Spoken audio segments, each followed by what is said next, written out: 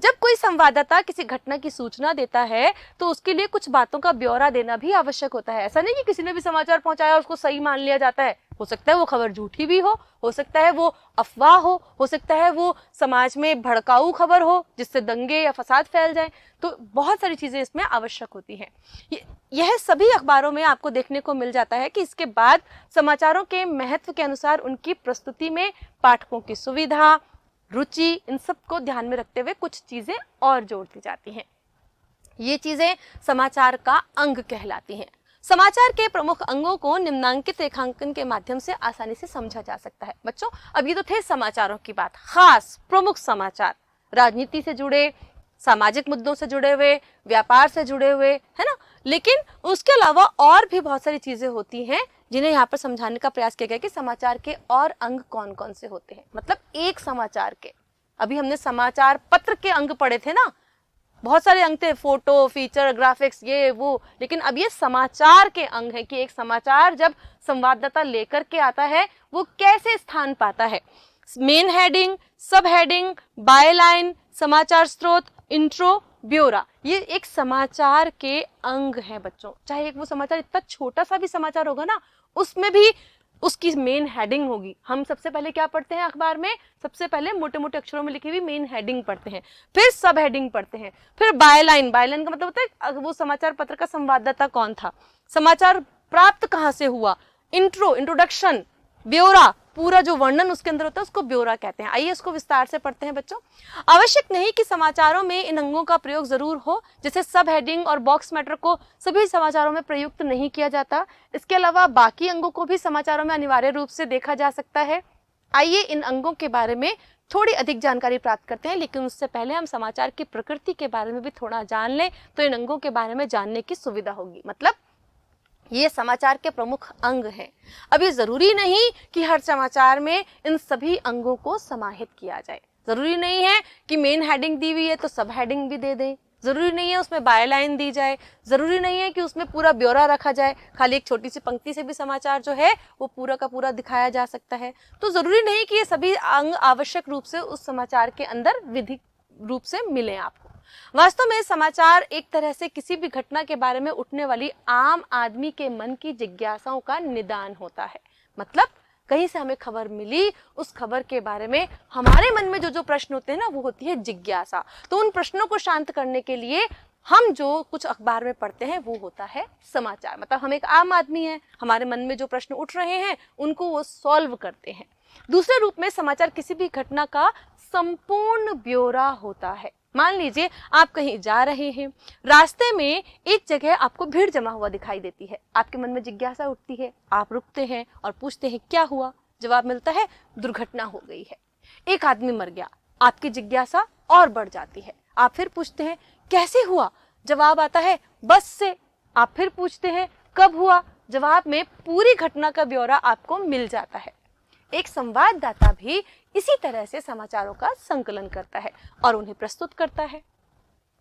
दरअसल समाचार क्या, कैसे, कब, कहां, क्यों, कौन, किस आदि सवालों के जवाबों का पूर्ण विवरण होता है।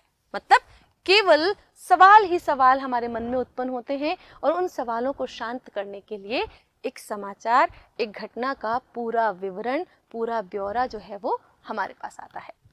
जैसा कि हमने अभी पढ़ा कि किसी भी घटना के बारे में हमारे मन में पहली जिज्ञासा उठती है कि क्या हुआ। यही समाचार की मेन हेडिंग हो सकती है। बस दुर्घटना में एक की मौत, इस हेडिंग का शीर्षक को पढ़कर ही पूरे समाचार के बारे में एक मोटी जानकारी हमें मिल जाती है। आप भी पढ़ते होंगे ना अखबार, उसमें मोटे मोटे अक्षरों में जो मुख्य लाइन लिखी हुई होती है उसे बोलते हैं बच्चों मेन हेडिंग। आपने अक्सर लोगों को इस तरह की बातें करते सुना होगा कि आज क्या नया समाचार है, आज संसद में क्या हुआ, बाजार में सोने का भाव क्या है, क्रिकेट मैच में क्या हुआ। मेन हेडिंग इसी क्या का उत्तर होता है। मतलब उस पूरी मोटी लाइन को पढ़ करके ही हमें समझ में आ जाता है कि आज हम उस खबर में क्या पढ़ने वाले हैं या उसका क्या ब्यौरा है। मेन हेडिंग से घटना के बारे में एक मोटी सूचना तो तुरंत मिल जाती है, फिर उसके बारे में और भी कई जिज्ञासाएं हमारे मन में उठती हैं। एक ही समाचार के लिए विभिन्न अखबारों का मेन हेडिंग सभी अखबारों से भिन्न हो सकता है। अब जरूरी नहीं ना कि एक जो भाषा है संवाददाता मेन हेडिंग के लिए यूज कर रहा है वही भाषा दूसरा संवाददाता दूसरे अखबार में भी यूज कर रहा हो, थोड़ा सा उसमें अंतर होता है बच्चों।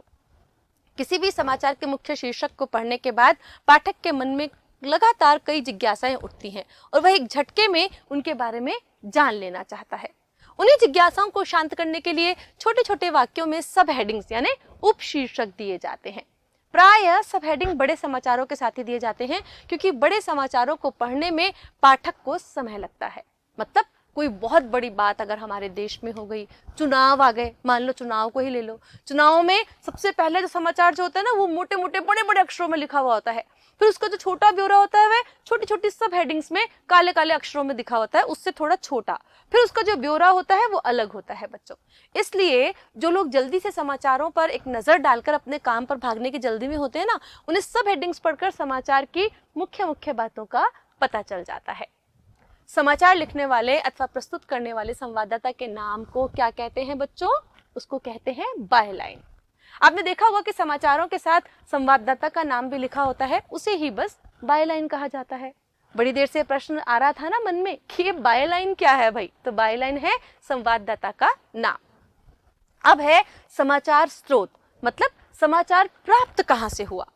यह समाचार का एक बहुत ही महत्वपूर्ण अंग है। इससे समाचार की प्रामाणिकता का पता चलता है, मतलब समाचार कितना सच है कितना झूठ है। इसमें समाचार का ब्यौरा देने से पहले यह बताया जाता है कि समाचार कहां से प्राप्त हुआ और किस माध्यम से प्राप्त हुआ। हर न्यूज से पहले हमें ये पता चलता है। अखबार पढ़ते समय आपने ध्यान दिया होगा कि कई एजेंसियों के बाद शहर का नाम लिखा हुआ होता है। यदि नई दिल्ली लिखा है तो इसका अर्थ यह है कि यह समाचार नई दिल्ली से प्राप्त किया गया है या यह घटना नई दिल्ली में घटी है, और उसके बाद उस घटना की तिथि भी दी जाती है। बच्चों जब आप अखबार पढ़ते हैं ना तो अब इस बात पर ध्यान देना कि हमेशा जब भी समाचार शुरू होता है उसके ऊपर बायलाइन भी होती है और शहर का नाम और तिथि भी लिखी हुई होती है। शायद आपने अब तक ध्यान नहीं दिया होगा। आपने ध्यान दिया होगा कि प्राय अखबारों में समाचार की तिथि उस समाचार के प्रकाशन तिथि से एक दिन पूर्व की दी होती है। ध्यान देना बच्चों, जिस दिन हम अखबार पढ़ते हैं ना उससे एक दिन पहले की वो डेट डली हुई होती है। क्यों? क्योंकि वो समाचार तो घट गया था ना पहले, हमने बाद में पढ़ा उसे, इसलिए। ऐसा इसलिए होता है कि अखबार रात को छपते हैं और सुबह सुबह आपके पास पहुंच जाते हैं, मतलब घटना एक दिन पूर्व की है। यानी ये समाचार एक दिन पूर्व की रात तक के होते हैं। कुल मिलाकर ये कहा जा सकता है कि समाचार किसने प्राप्त किया, कहां से प्राप्त किया और कब प्राप्त किया, इसकी जानकारी को समाचार का स्रोत कहा जाता है, साधन कहा जाता है। मतलब समाचार कहां से प्राप्त हुआ हमें। अब है बच्चों इंट्रो। इंट्रो मतलब इंट्रोडक्शन, परिचय। इंट्रो अंग्रेजी के इंट्रोडक्शन का संक्षिप्त रूप है। आपने देखा होगा कि समाचार जो लंबे या मध्यम आकार के होते हैं उनमें शुरू में थोड़े मोटे मोटे अक्षरों में एक पैराग्राफ दिया जाता है जिसमें संक्षेप में पूरे समाचार की सूचनाएं रहती हैं, मतलब मुख्य सूचनाएं जो होती हैं। इंट्रो को पढ़कर पूरे समाचार की मुख्य जानकारियां हम एक ही बार में प्राप्त कर सकते हैं। इंट्रो के बाद समाचार थोड़े विस्तार से दिया जाता है। इसे ही समाचार या घटना का ब्यौरा या विवरण कहते हैं। जैसे हम वर्णन करते हैं ना किसी चीज का, तो ऐसे ही समाचारों का वर्णन भी होता है, वही ब्यौरा या विवरण होता है। इससे घटना से संबंधित सारी जानकारियां जो हैं हमें प्राप्त हो जाती हैं। घटना कब हुई, किस स्थिति में हुई, क्यों हुई, उसके क्या परिणाम हो सकते हैं, उस घटना पर किसकी क्या प्रतिक्रिया हुई, ये सारा वो जो होता है विवरण होता है इसके अंदर। अब है समाचार प्रस्तुत कैसे किए जाते हैं।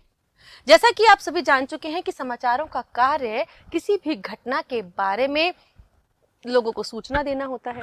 इस तरह से किसी भी संवाददाता को समाचार में अपने विचार व्यक्त करने की कम गुंजाइश रहती है। मतलब जो समाचार है वो समाचार ही है, समाचार की तरह ही उसे प्रस्तुत करना। उसमें हम ये नहीं लिख सकते कि हमारी राय में या मेरे विचार में। संवाददाता अपनी राय वहां पर कहीं भी नहीं दे सकता। किंतु कई बार देखा जाता है कि विवादास्पद समाचारों में संवाददाता अपने विचारों से मेल खाते तथ्यों अथवा अपने विचारों से मेल खाते विचारों वाले व्यक्तियों के कथनों को अधिक उजागर कर समाचार को अपने अनुकूल बनाकर प्रस्तुत कर देते हैं। जैसा कि आपने कहीं भी पढ़ा होगा, लोगों की राय में, जनमत की राय में, इस तरीके से बच्चों। उस समाचार के पीछे उनकी विचारधारा अथवा विचार दृष्टि छिपी रहती है, मतलब वो खुद क्या सोचते हैं। आप एक ही विषय पर छपे अलग अलग समाचारों की तुलना करके इस बात को आसानी से समझ सकते हैं। मतलब कोई भी ऐसा विवादास्पद जो खबर होती है, कई बार झगड़े की, कई बार सांप्रदायिक दंगों की, तो उसमें विवाद ज्यादा उत्पन्न होता है। कई बार कोई राजनीति का ही समाचार होता है जिसमें बहुत सारे विवाद, बहुत सारे झगड़े, बहुत सारे मत हो जाते हैं। तो उन मतों को हम अलग अलग समाचार पत्रों की जो खबर होती है उनसे हम उनकी तुलना कर सकते हैं। लेकिन अखबार को किसी का पक्षधर अथवा विरोधी न होकर तटस्थ और निष्पक्ष रहना चाहिए। क्यों बच्चों? क्योंकि अखबार का जो काम होता है वो होता है सूचनाओं का प्रसारण करना, ना कि किसी एक जो पक्ष है उसके साथ खड़े होना। अधिकांश अखबार ऐसे ही होते हैं। यदि आपको अखबार पढ़ने की नियमित आदत है तो आप समाचारों की प्रस्तुति और समाचारों के तथ्यों को पढ़कर अपनी भी राय बना सकते हैं और समाचारों पर निष्पक्ष टिप्पणी भी कर सकते हैं, क्योंकि समाचार किसी भी एक पक्ष से जुड़ा हुआ नहीं होता।